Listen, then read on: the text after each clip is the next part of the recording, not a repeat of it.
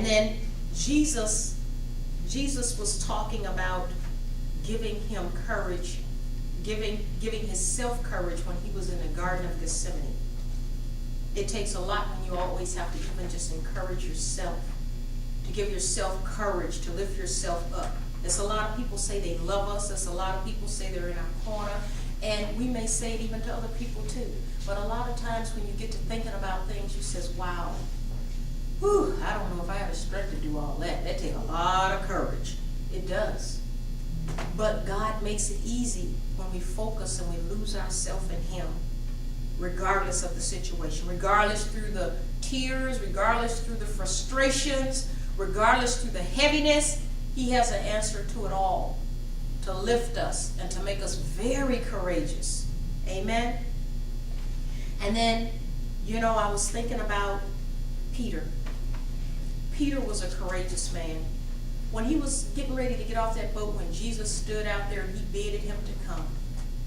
Now, it doesn't necessarily say that the other men on the boat was making comments, but just think about it in the natural now. When we're doing something that nobody has done before, or you're doing something, or you're taking it to another level, people are always standing around with the whispers. Are you sure you can do that? Are you sure you're going to do that? Oh, nobody has never did that. Are you crazy? Amen. So what did Peter do? Sometimes we get like Peter. Jesus is saying, I'm bidding you to come.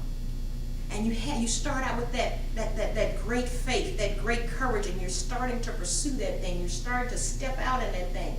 And then what happens? The negative talk, the whispers. Now the wind is beating.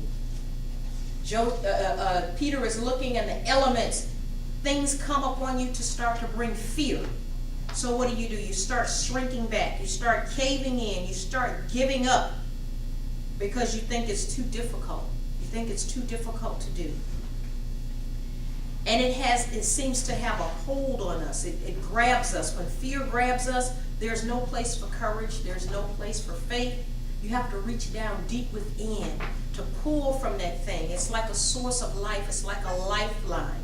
Because we know we're dependent on God in that situation to have that courage. Amen?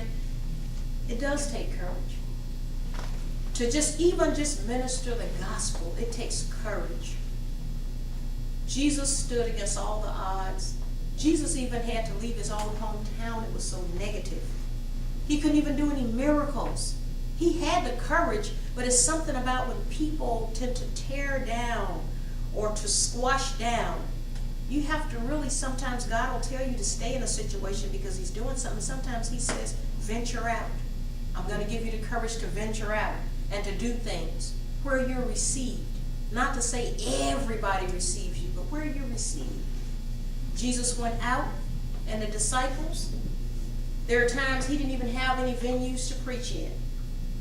Contrary to what people believe, it wasn't just all people preaching in the mountains and in the rocks. They did have places where they call them the inns where people could stay. They did have places where they could hold. You can look back in history.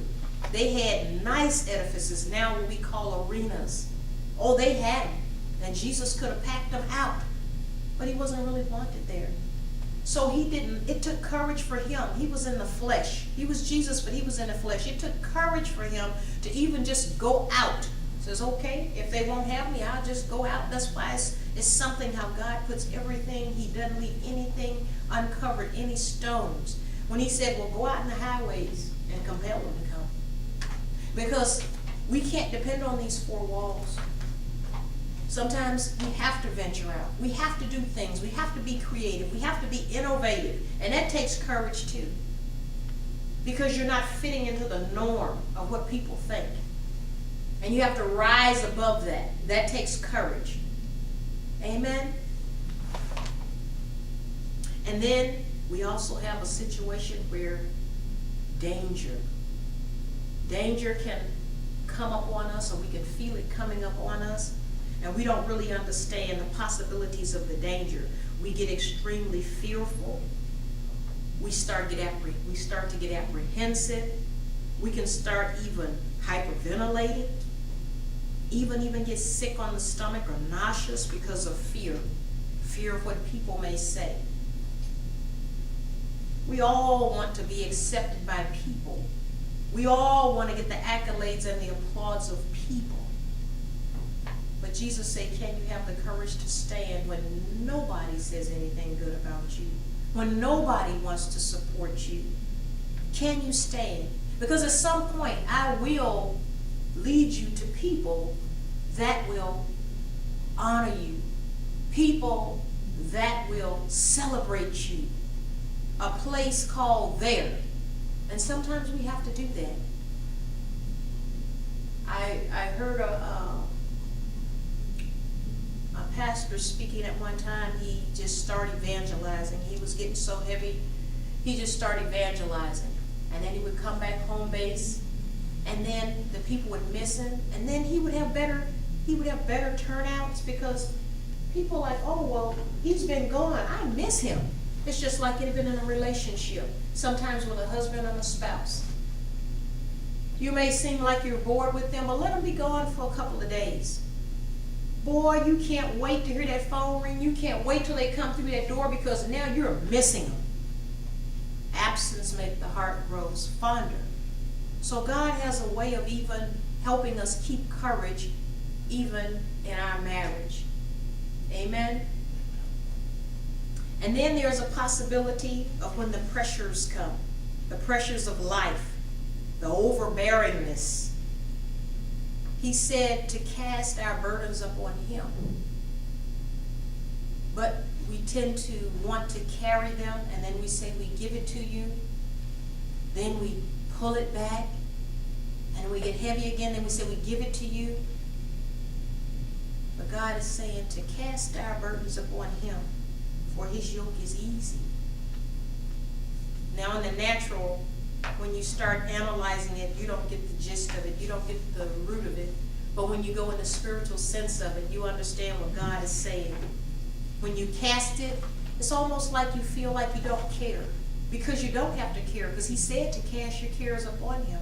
So when you feel like you don't care, there's a lightness that appears. You don't feel that heaviness, you don't feel that pressing down anymore. And that takes courage as well, because pride causes people to hold on to things that so easily besets them. When we have pride, a lot of times, we feel we can fix it all. I had a situation in my life several times, and then I had to just back off the situation and just say, well, I don't care. Well, in a sense, we do care, but that's what God is wanting us to do, to surrender that thing and to cast it off. And that takes courage, because when you hold on to it, you keep trying to figure it out, and you're wondering why this is not happening, that is not happening. He said, don't worry about it. Just do what I've called you to do. Don't worry about it. Don't worry about what it looks like. Don't worry about what it seems.